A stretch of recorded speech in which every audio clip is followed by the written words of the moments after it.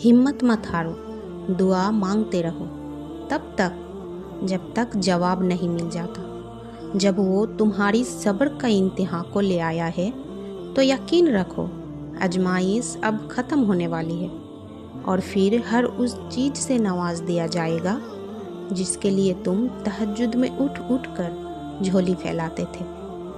कितनी असर होती है वो शिद्दतें जो हमें तहज्जुद तक खींच लाती है। तेरे कुन पर यकीन है मेरे अल्लाह, इसीलिए तो मेरी दुआओं का सिलसिला अभी तक जारी है। और जानते हो सुकून क्या है? अपने रब से अकेले में बैठकर बातें करना। और पता है मोहब्बत क्या है? नमाज से किसी को तहज्जुद पर ले आना। अगर कोई चीज़ तुम्हारे लिए अजमाइश बनी हुई है तो अल्लाह वो अजमाइश भी खुशी में बदल सकता है। तुम सोचते हो तुम्हारे दुआओं का सिला अब तक अल्लाह ने नहीं दिया, दरअसल वो दुआएं अल्लाह तुम्हारी चाहतों के मुताबिक करना चाहता है, तभी तो देर कर रहा है। अल्लाह चाहता है कि तुम उससे मांगते जाओ और वो तुम्हारी हर दुआ का जवाब दे। अल्लाह तो उसी को नवाजता है जो अपनी दुआओं से पीछे नहीं हटते, बल्कि अपनी दुआएं कबूल होने का इंतज़ार करते हैं। जब तुम्हें कोई उम्मीद नज़र नहीं आती तो वो तुम्हें तहज्जुद की लगन लगा देता है और एक नई उम्मीद जगा देता है। तुम्हें क्या लगता है जब रात सोने के लिए बनाई गई है और हर शख्स सुकून की नींद सो रहा है तो क्या वो तुम्हें बिना वजह जगाए हुए है? नहीं, ये तरफ अल्लाह ने पैदा किया है।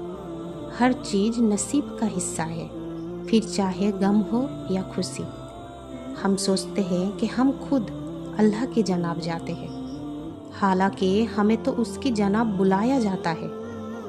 तहज्जुद से तकदीर बदल जाती है। तुम रातों को उठकर अल्लाह से मांगो तो सही। जो कहानी तहज्जुद तक पहुंच जाती है फिर वो कभी अधूरी नहीं रहती। चाहत से नसीब तक का जो फैसला है वो बस एक दुआ है। तहज्जुद में बहने वाला हर आंसू अल्लाह से कुन कहने की सिफारिश करती है। अपने नसीब को बुरा मत कहो, जिसने लिखा है वो तुम्हें 70 माओं से भी ज़्यादा प्यार करता है। तहज्जुद की दुआएं तो दुनिया बदल देती है, तुम तो फिर नसीब का बदलना मांग रहे हो।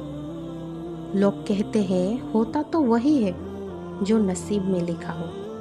अल्लाह पाक कुरान में कहता है तुम मुझे पुकार कर तो देखो, मैं नसीब बदलने पर कादिर हूँ। तहज्जुद इतनी कीमती है कि अल्लाह अगर हमें ना देता तो हम कभी समझ ही नहीं पाते कि अल्लाह की मोहब्बत किसको कहते हैं। जब तुम्हारे जहन में तहज्जुद पढ़ने का ख्याल बार बार आ रहा हो तो समझ जाओ कि तुम्हारी दुआओं को कबूलियत का परवाना मिल चुका है। तुम्हारी दुआएं कबूलियत का दर्जा पा चुकी है। तुम बस दुआ मांगो, बाकी उस पर छोड़ दो। क्या पता उसे तुम्हारा मांगना इतना पसंद हो कि वो तुम्हें और सुनना चाहता हो। अल्लाह से दुआ है इस जुमा मुबारक के सदके तुम्हारी अधूरी दुआएं कबूल फरमाएं और कुन को फाया कुन में बदल दे। आमीन।